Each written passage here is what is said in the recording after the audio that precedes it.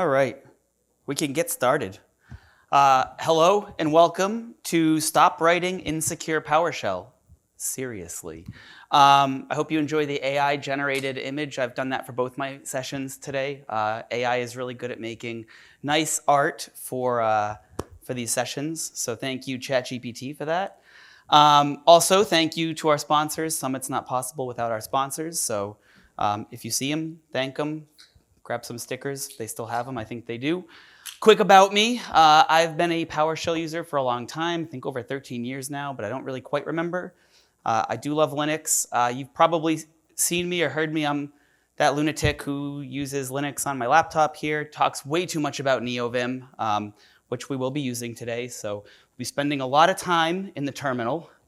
I also love mechanical keyboards. I warned the last session, I don't know if you were in my performance session prior to this. However, not familiar keyboard for me. I usually have a DZ60 at home, so I'm probably gonna flub a lot of copy and pastes. We'll just roll with it. I love Markdown. When we're in NeoVim, it's largely gonna be Markdown. This will all be on GitHub. It's not up there yet. Like I said last session, it is for me. I'll probably get it opened up in the next day or two, but everything we're gonna go through today will be up there on my GitHub, which my GitHub user handle is just ephos, E-P-H-O-S. And I'm a solution engineer currently at SciCode. We are an ASPM platform. We do a lot of cool things with application security. So if you want to come nerd out about that, or my offer still stands from the last session, if you want a sticker, come up and talk to me after. So I don't have a lot of slides. We're going to jump right into the demo. Before I start, I guess I'll just ask, so how many people have been at work and you stumble upon a coworker's script and you notice something like a plain text credential in there? Okay. Part two, I'll raise my hand for the first one. Part two, has anyone been that coworker? I love the honesty. I love the honesty. No, it happens, and sometimes you just got to write something quick and dirty, especially going probably 3+ years back. Sometimes handling credentials could be a bit of a pain. There's some new tools that are available, newish. They've been around for a few years now, if I'm remembering my dates correctly. But we're not going to start with credentials right away. We will cover that. So we're going to start with ScriptAnalyzer. Does everybody know what ScriptAnalyzer is? Has anyone not used PSScriptAnalyzer yet? All right, well, we'll cover that, so don't worry. ScriptAnalyzer is a way to lint your PowerShell code, or also do what I would consider a layer of SAST checking, so static application security testing. Effectively, is your PowerShell code secure, or linting is my PowerShell code formatted correctly? Am I not using aliases and using the full function or command name? So ScriptAnalyzer is a great tool. I highly recommend using it at a minimum for linting and styling. Today we're going to be focusing on the security aspects of it. And with that, and I actually don't remember, I should know this for as long as I've used ScriptAnalyzer and PowerShell. It might ship with it, I don't remember, but if not, like I say, if it doesn't, just get the latest. I did tell the last group, I've been trying to use more of the PS resource get, the new modules.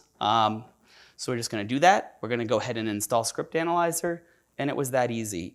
We will talk about, at the very end of this, like I just installed a module off the gallery. I even said just trust it, confirm false. I just kind of YOLO'd that module right onto my machine. We will talk about reviewing dependencies for just, is it safe? What level of kind of scrutiny should we give a module we're pulling in? ScriptAnalyzer is provided by Microsoft, so you should be good on that. But we'll talk about that at the end.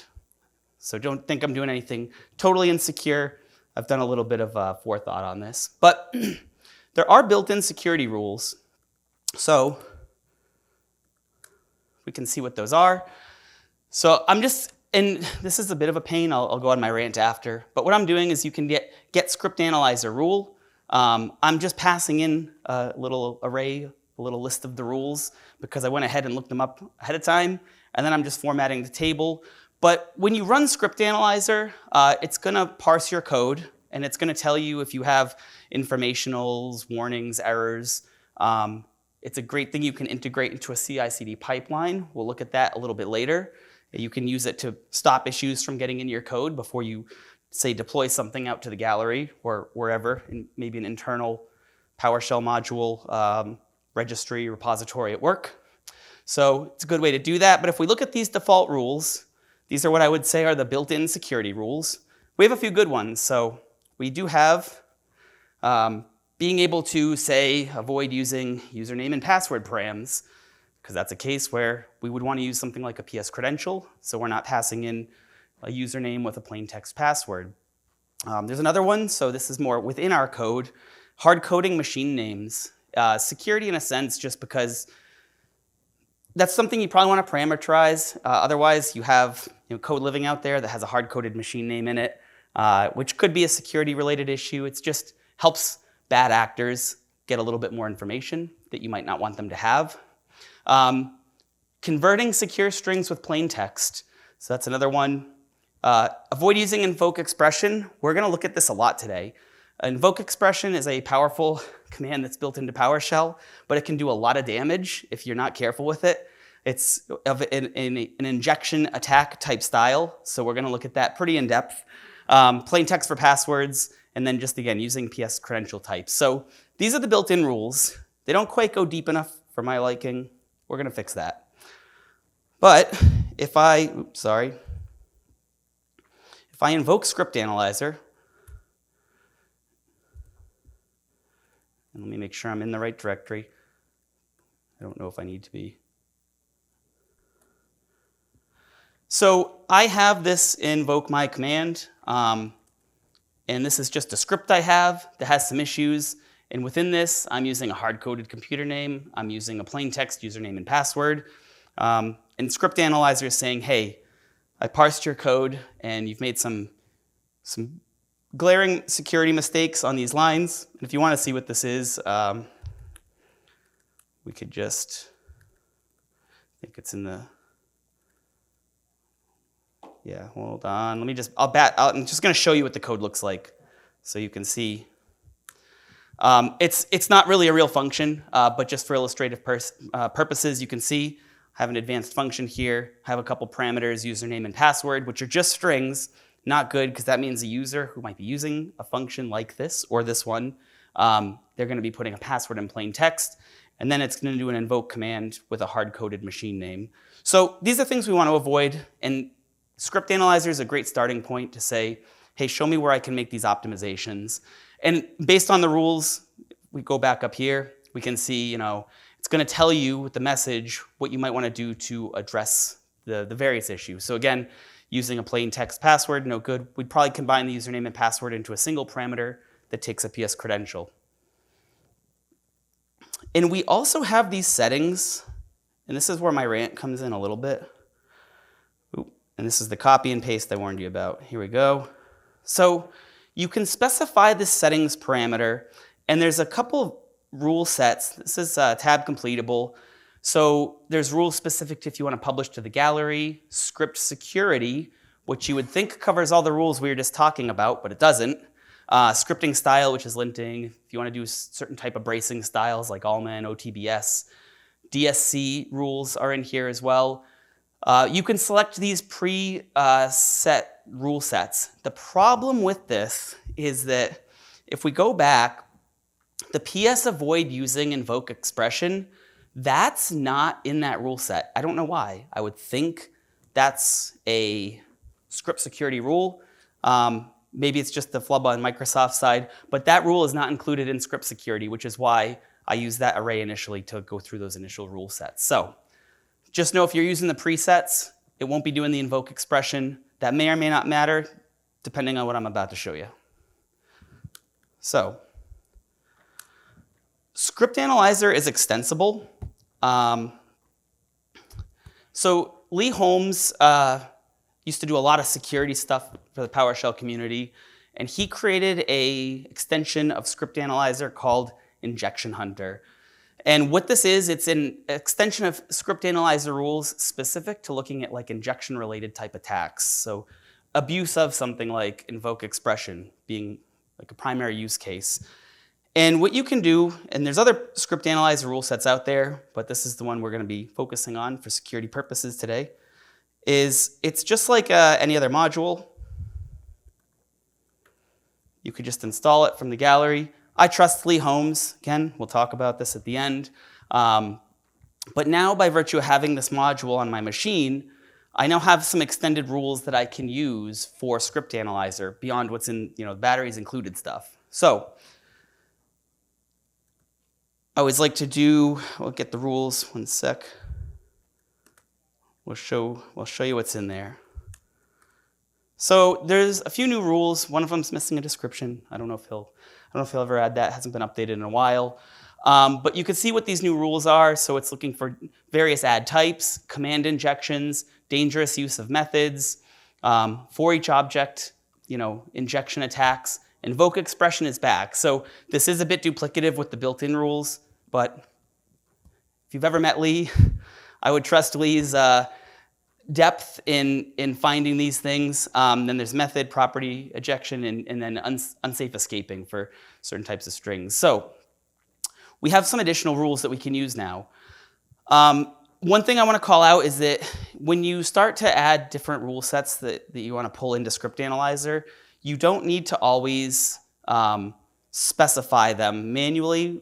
I think we talked about this. You can actually create like a PSScriptAnalyzer settings PSD1, which is just a PowerShell data file, which more or less predefines how you want to run Script Analyzer in a given location, and it'll just run with those rule sets. So why worry about injection attacks? We'll see an example of this. So what an injection attack is just, again, using invoke expression as an example, it allows you to run, in a sense, almost like a generic or arbitrary snippet of code. And while well-intentioned, a bad actor could use that to append some type of payload that's going to do something beyond what the initial intention was. It's similar to, like, you might have heard of SQL injection attacks, where somebody escapes a query and does some damage by doing some additional queries in the database that they shouldn't have had access to or shouldn't have been able to do. So an injection attack in PowerShell is no different,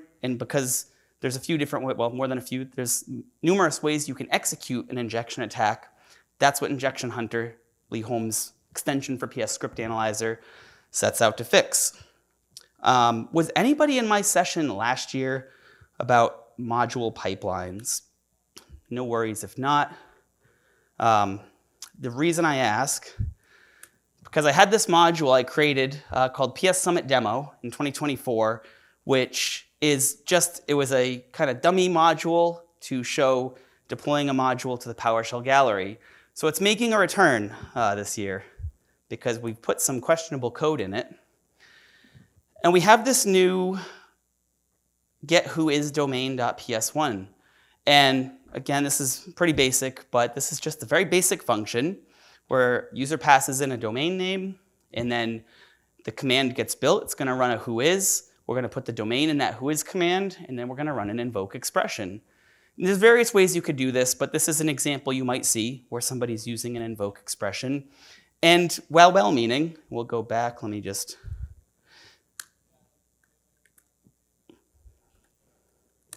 go back to the demo. We're going to import this.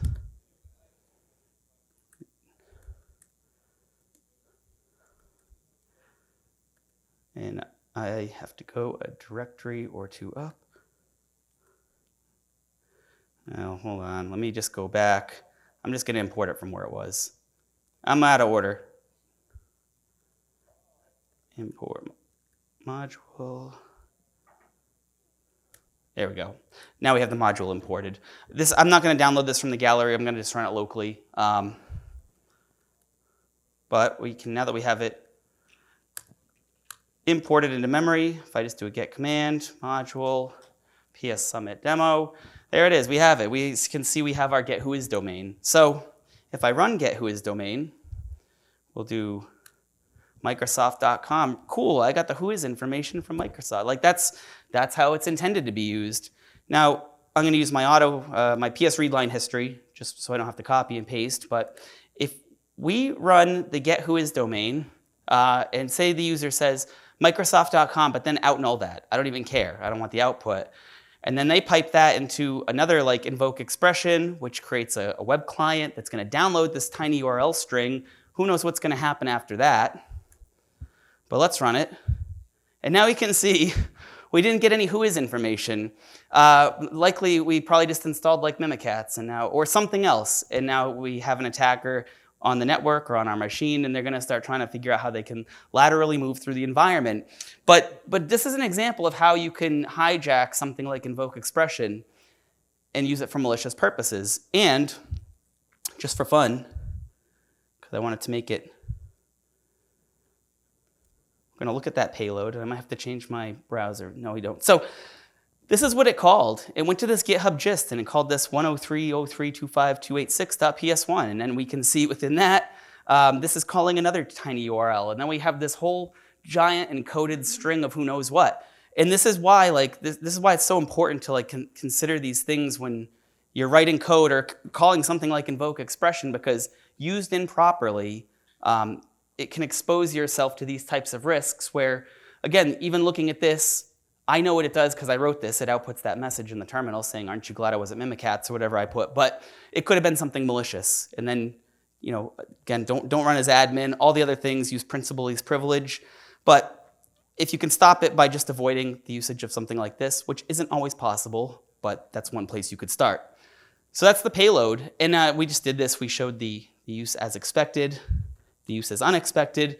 And it is a little spooky. It's scary stuff because, you know, this is attack vectors that bad actors use in real life. An injection hunter, by virtue of being an extension of a rule set for ScriptAnalyzer, is a good first stop in trying to find those issues and avoid these types of problems. You don't want to be the reason your company's on the news. It's kind of Don Jones yesterday said he was, what was the word? He said he was known for not inappropriate, I forget the terminology he used. He'd say some pretty far out things, and I think it was in one of his books, I think it was a DSC book, way back. He said, you know, don't be the reason your company's on the news. That's kind of a paraphrase of the old Don Jones days. So PSScriptAnalyzer is powerful, and we just saw quickly how you can use the built-in rules. You can use extensions based like the injection hunter to extend its capabilities. You can also build your own extensions for PSScriptAnalyzer. So there has been some, I think a couple lightning demos yesterday that referenced the PowerShell AST or abstract syntax tree. There's been some great sessions on the abstract syntax tree throughout the years. There might have been one this year too. I have to go back and look. But this is what I'm going to leverage to extend ScriptAnalyzer, because maybe we have a use case that's a little less injection related and more, well, we just want to make sure that people aren't committing PowerShell code that has social security numbers, like a United States social security number in it. So we're going to extend it, and this is more of like finding PII, PHI, and making sure that's not in your code. So we're not going to go deep on the AST, but just know that at the core of what we're going to do, this is what we're going to be leveraging to extend ScriptAnalyzer. And we have a file here. And I like to keep things pretty simple just for like illustrative purposes, but we have this PII.ps1. And what this contains, very unexcitingly, are 3 variants of strings containing a fake social security number. I hope it's fake. I don't know. I just made it up. But this function is doing that. So this is a very bad example. I don't know why you'd ever write a function like that. But realistically, it might be that, and this is probably a bit of a fringe case because generally I don't think people should be probably committing code that would have like a social security number or license identifier, like PHI. But realistically, this could apply more to if you have a custom type of secret that might get committed in your PowerShell code. You could use something like this to find it. I'd still say probably use like a secret scanner that's a little bit more broad, but there's a lot you can do. So I just want to show you what you could do with ScriptAnalyzer. So using the abstract syntax tree, we're going to grab it. There's probably people who've wrapped this in a nicer way of doing it, but I'm just using the system management automation language parser. I'm going to parse the file. I'm passing in that file we just looked at, which I stored in a file variable. In this part, there's a lot of different ways to do this, but I'm just going to get all the string bits out of that and let's look at them.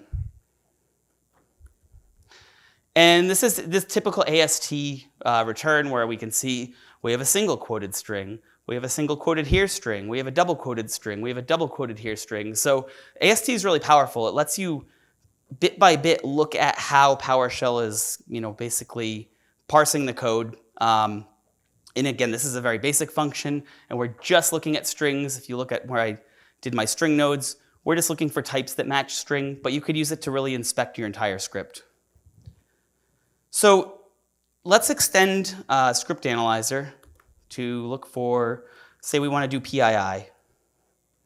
So I have a module here, and effectively when you extend ScriptAnalyzer, there's a few high-level rules. The functions should have comment-based help. The output type should be a diagnostic record. We'll look at all this. Each function must have a token array or an AST parameter. The diagnostic record should have the required properties, which we'll look at. And as with any PowerShell module, just make sure you don't forget to export them. Otherwise, they won't load. And if we look, we just have one function here. I'm calling it measure PII SSN, assuming after this we'd maybe want to add some more things that would be considered PII. But we have our comment-based help. We do have our output type of a diagnostic record as per the rules. We have a parameter taking an AST as per the rules. We're doing a little regex. This is what's going to identify social security number in this case. I've said this for a couple years. Your mileage may vary for code on the generative AIs or the large language models. At least for ChatGPT, I have found it is very good with regex. Not so good sometimes with PowerShell or another language, but it really excels at regex. I'm not a regex expert. ChatGPT helped me with this.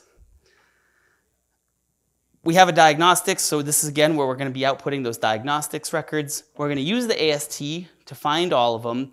I know this code's a little chewy. Again, we're not going to go too deep on the AST. Just know the inner workings of this is how we're parsing the code to find, in this case, strings that match a certain pattern. And then we're going to go through each of the matches, and this is where we're going to add the result to that diagnostic record. And these are the required properties of that diagnostic record we need to output. So we're going to have a message saying, US Social Security number was potentially found in the code. It's advisable to remove it. I mean, that's common sense, but we need to have a message. We're going to add the extent, which again, that's coming from the AST. We're giving it a rule name and a severity. This is again back to related to ScriptAnalyzer. So maybe in this case, you want this to be an error instead of a warning. This is where you would change that. So this is how you define what type of error ScriptAnalyzer is going to bubble up. And then depending on what the matches are, we're just going to output those. And this is a flat module. I'm not like dot sourcing, so I'm just going to export my module member to make sure that command's available. So let's add it and then confirm we have it. And now when I import that and I do a ScriptAnalyzer rule, and one thing you notice with this in InjectionHunter, I'm specifying the parameter custom rule path, and then I'm just doing a get module to lazily get the path. You could specify the full path if you want, but that's why I just have it wrappered in that get module dash name, PSSA.pii.path. That's just shortcutting the path there to get the custom rule path. And as expected, we can see we now have our new ScriptAnalyzer rule here that should be able to detect those. Now let's run ScriptAnalyzer and see if that file that we looked at earlier has any social security numbers in it, which it should. Fake ones, again, fake ones. Gosh, I hope they're fake. So, and as expected now when we run this, when ScriptAnalyzer runs that rule, the measure that we just created, as expected, we can see those 4 locations down to the line. Again, we made it a severity, a warning.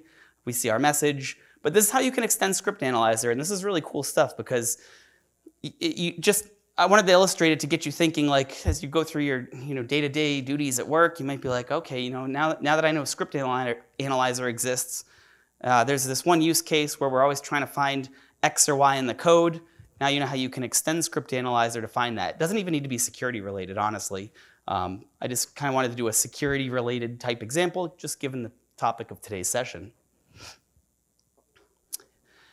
And I was talking about this a little bit earlier. Here's where you can use, so say we wanted to run this in addition to Lee Holmes' InjectionHunter. Couple options.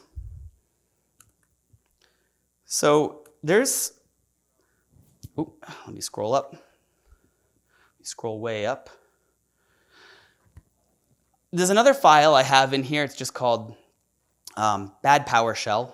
And what I want to do is I want to pull in InjectionHunter, and I want my Script Analyzer to run those rules. I want to exclude the DSC rules. Those aren't going to be important. I still want to include the default rules that ship with Script Analyzer. So what I've done in this hash table is I've just created a hash called PSSA, PSScriptAnalyzer config, and I'm saying, hey, I have a custom rule path, which is the InjectionHunter rules. I want to see all the severities. I want to exclude DSC rules because I know there's no DSC in here. And I want to include the default rules as well. And I want to run it against, here we can see when I run it, I'm running it against this file called bad PowerShell, which is loaded with bad things. This actually is a modification of a file I think that Lee had included for pester testing. I just depesterized it and made it a flat PS1. So it's just a PowerShell loaded with a bunch of really bad things to trigger all of his rules, but we'll also see some rules coming from Script Analyzer as well, like at the top. So we can see these PS review unused parameters. That's coming from default Script Analyzer, which is more of a linting thing, but we just said to include all the default rules. But the first two are PS avoid using invoke expression, and that's PowerShell Script Analyzer's default inclusion of that.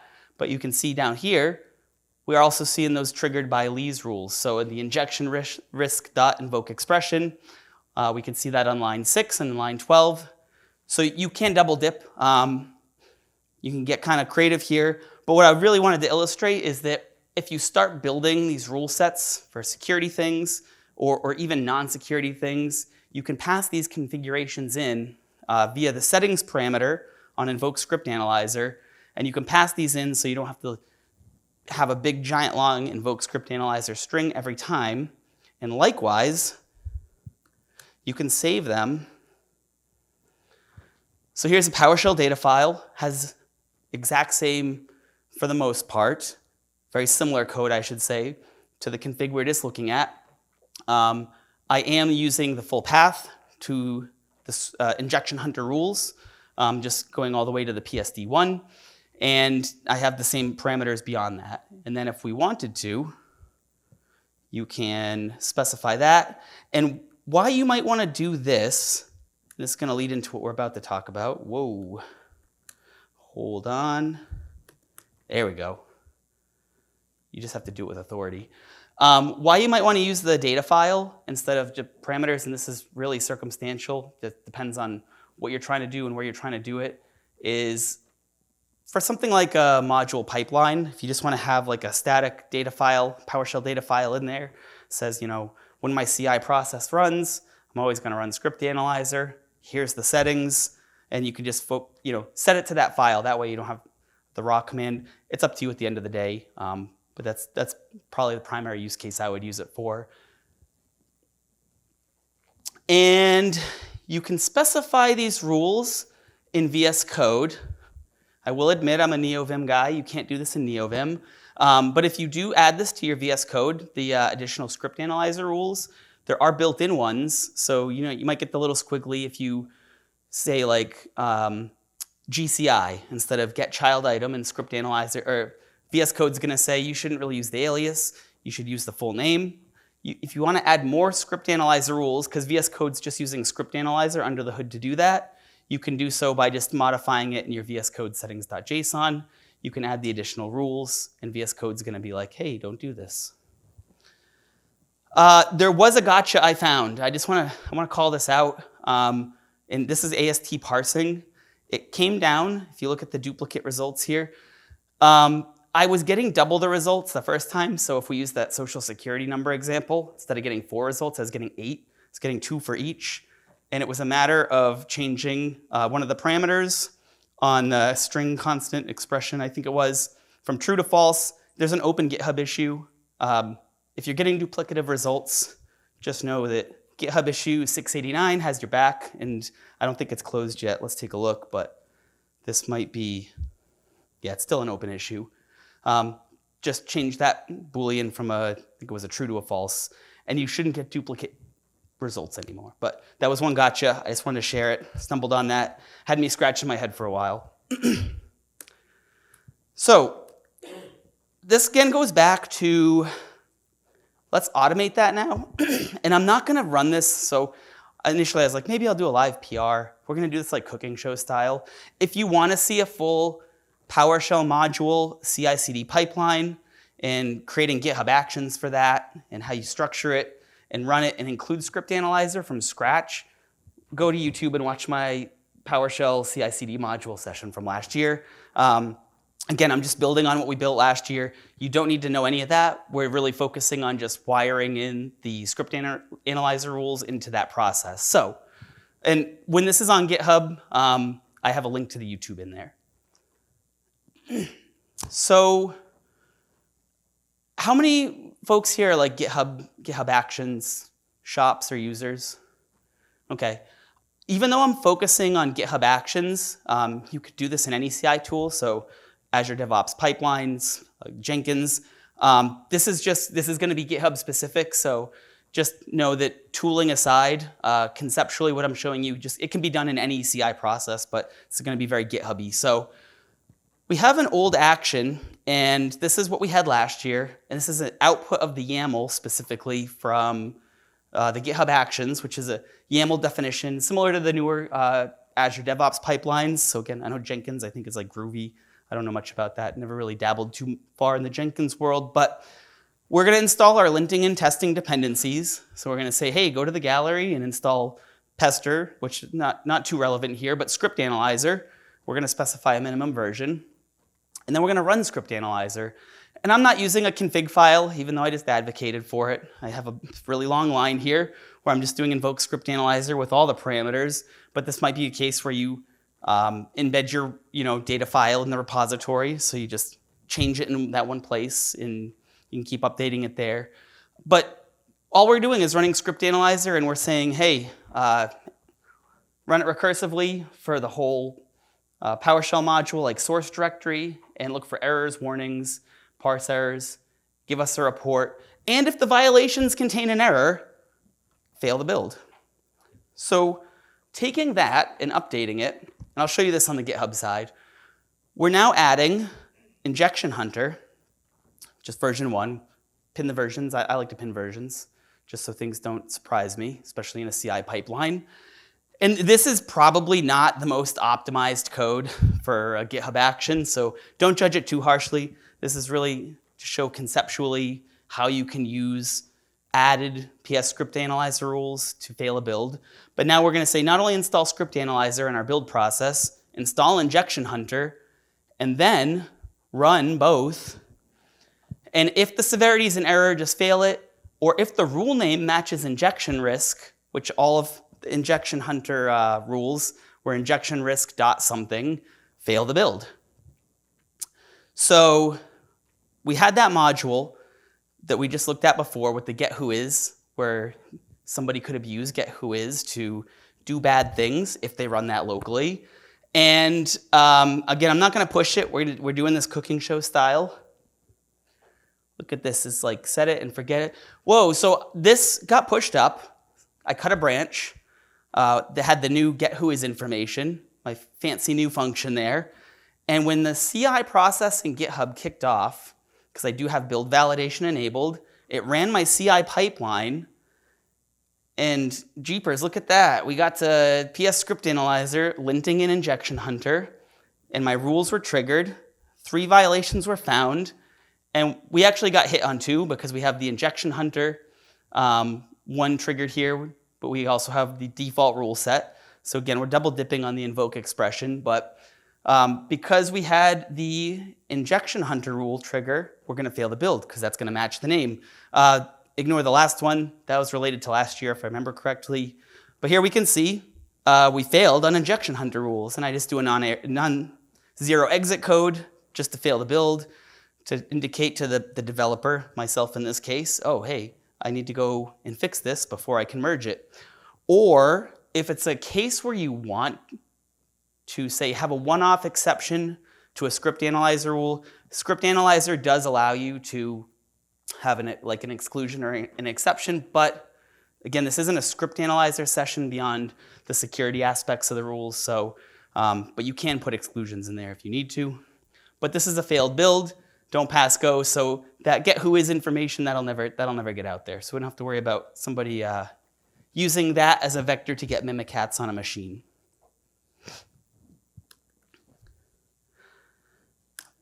So I want to switch gears here, talk about secrets. Quick time check. So this one's really cool because aside from all the script analyzer stuff, Microsoft developed the Microsoft.PowerShell.SecretManagement module a few years back to solve the issue of storing and dealing with credentials locally or elsewhere. So like Script Analyzer, the secret management module you can think of as the core, but then there's extensions. There's like extension vaults. So Secret Store is a local one. We'll look at that. Azure Key Vault, it's in the AZ Key Vault module. So if you're doing Azure stuff, you can use that as an extension vault. And there's some other here that they list like KeePass, LastPass, HashiCorp. We're not going to do all. We're really going to look at the first two, which are Microsoft owned and maintained. My warning here, so I use Bitwarden personally. There is a Bitwarden extension. I don't use it just because I don't feel like vetting all the code, and I don't know if it's updated very often, and where it's like an extension vault for the vault where I keep all my actual passwords just makes me a little squeamish. No offense to the maintainers of the Bitwarden one, but the two we're going to be focused on today are Microsoft owned and maintained, so we can assume with a relative amount of certainty that they're going to be safe. And this was the Don Jones quote, you know, don't be the reason your company's on the news. So be careful if you're going to use an extension vault. Just really scrutinize it. So I'm not going to install them. I just splatted this for ease of viewing, but if you don't have those modules installed, Secret Management is the one you're going to need for everything. Secret Store is the one we're going to look at first, and that's a local secret store. And I actually should just make sure that I do have them installed. Oh, second time. There. Just like before. If you copy and paste with authority, it will work. And yeah, I can see here, I didn't specify, I didn't filter, but I have Secret Management and Secret Store. So we're good. I don't need to reinstall them. So the local one, I love this. So I just said I use Bitwarden as my own personal vault, and I use it in the browser, on my phone, sometimes interactively depending on what I'm doing. And I have a password, a master password, as well as multi-factor auth to get into that. I store my master password on my machine in a local Secret Store vault. It's the only password I have in there because after that, once my Bitwarden's unlocked, I can get all my passwords. But that Secret Store is really powerful because it allows me to store my master password in a way that I feel comfortable, knowing that it's safe. And I've been dabbling with the idea of moving it to an AKV, but I don't know if I want to do that yet. So I really love the local Secret Store. So you can register these. And I am splatting just because of my screen real estate, but when you register a secret vault, you give it a name. So in this case, we're going to say, hey, this is going to be a Secret Store module. So that's the local one. You got to give it, so that's the module name. You have to give it the vault name itself. We're just going to call it Summit Secret Store, optional description. And you can specify, you can have multiples of these. So I'm going to say this is the default one. Oop. And let's create it. I already have it. I didn't clean up after myself. So I'm going to unregister it. If you register it, you can unregister secret vaults. There is a password to unlock your vault, which I guess in my previous example, it's almost like a password to get a password to get your passwords. But when you unregister the secret vault, it doesn't change your secret store like password to unlock the local vaults. Now that we have it unregistered, let's go ahead and register. And now if we do get secret vault, and I'm actually going to unregister the Azure one because we're going to need that in a minute. Now I can see my secret vaults. So that's the one we just registered. We just got them. We just saw that because I had to unregister my Azure one. There is a secret store configuration. If you want to just see the, you have to put in the password to unlock this. So this is like the local password you set up. And I don't remember what it is. That's not a problem because there's a way you can reset this locally. I think it's reset secret store, moves all secret store module secrets and resets the settings. So we'll say yes. And now it's prompting me for a new password because I was doing some prep yesterday. I actually don't remember what I set the password to. So now I'm going to give it a new one.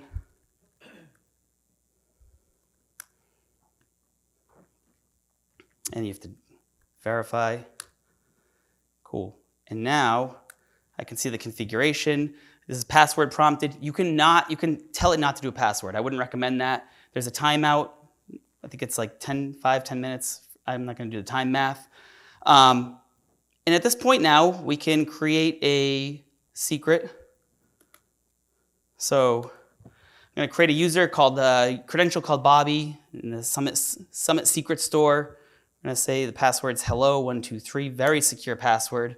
And now I have the secret in that vault. And there's the password is created. The type is a secure string. We're probably not going to have time to go into the Azure Key Vault one. Just know that it's identical. The only difference is instead of the secret vault, the secret store being on like my local machine right here, with Azure, it's just the pre-created AKV that's up in Azure. And in that case, I'm just grabbing my secret or adding a secret from that vault.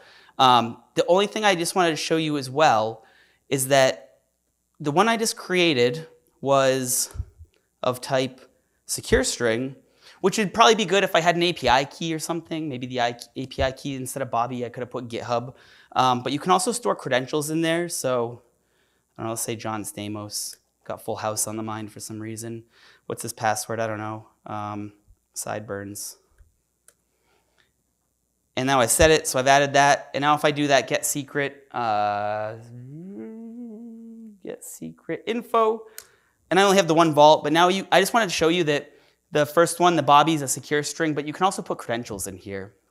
So really cool stuff. I would highly recommend using this because going back to the script question, when you're calling a credential for a script, if you can call it from, say, like an Azure Key Vault or a local secret store that might live on a server or something, or a HashiCorp vault, now you don't have to worry about putting creds anywhere. You can just call them right from a vault. And Microsoft gives you at least one option for having a local vault if you don't have any of the other things or you don't have Azure or anything of that nature.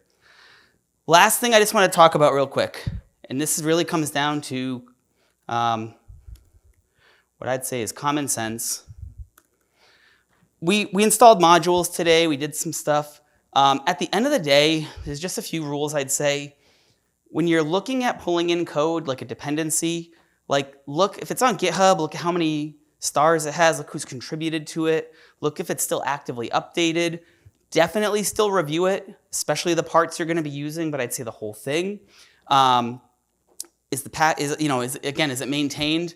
You don't need to reinvent the wheel. The Open Security or the Open Source Security Foundation has some guidelines that go way deeper than my 4 bullet points here. But really, at the end of the day, just use some common sense. Review everything. And again, if it's a trusted vendor like Microsoft, I'd still say review it. I don't know. Maybe I'm paranoid, but just use your best judgment. It is scary stuff. Don't be the reason your company's on the news. You don't want to be that guy. You don't want to have a resume-generating event. So just use your best judgment. You don't have to be too paranoid, but these few guidelines should ideally help. And the Open Source Security Foundation goes way deep. in the types of rules you might want to look at for evaluating open source dependencies. And that's really all I had. Hopefully that helps you get some ideas between ScriptAnalyzer and the secrets management and secret store, and how you might want to retrofit some old scripts and make them a little bit more secure, or check them for any existing issues that might be out there. But I'll stop if there's any questions. We have like 1 minute. Yeah, Bill. So the question was, where the secret vault's stored and are they portable? The portability, I would say no, because they're local on the machine. It's using like the .NET data protection APIs. So they're kind of machine specific. For portability, that's where I'd recommend just using like an Azure Key Vault, or if you have like HashiCorp Vault, use a centralized service and then use those extensions to interface with that, like az.key vault module to add, pull credentials from like an Azure Key Vault. So where they're stored, I actually don't know the specifics of that, but I do know at the end, under the hood, it's using those like .NET data protection APIs. Yeah, I don't know. That's a great question. It was just, can somebody copy the contents of the vault? And I don't actually know that the Microsoft docs go into that depth. That'd probably be a good question for any of the Microsoft folks that if they're still floating around here. But I don't think you can just copy it to another machine and have it work, just knowing some of the .NET-y things I've done in the past. But yeah, it's a good question. But they're not portable. For portability or like centralized secrets management, that's why the Vault extension for like Azure Key Vault or HashiCorp Vault exists. And if you're going to use, and you can build your own, if you really want, there's a schema, you can build your own Vault extension. So if you're using something like Password State by, Click Studios, I don't think they have an extension, but you could write one for another tool that a Vault extension might not exist. So you don't have to wait for a community one or a Microsoft one. Yeah, and the conversation was just similar to like a service account or something. I'd imagine if they exist in a physical place that you can access, if you could port it somewhere else, just due to the way that .NET and things in the, well, I'd say .NET, I was going to say the Windows world, but even in .NET 5+ work, I don't think you could just port it somewhere and just unlock it. So it would, yeah. Any other questions? That's all I got.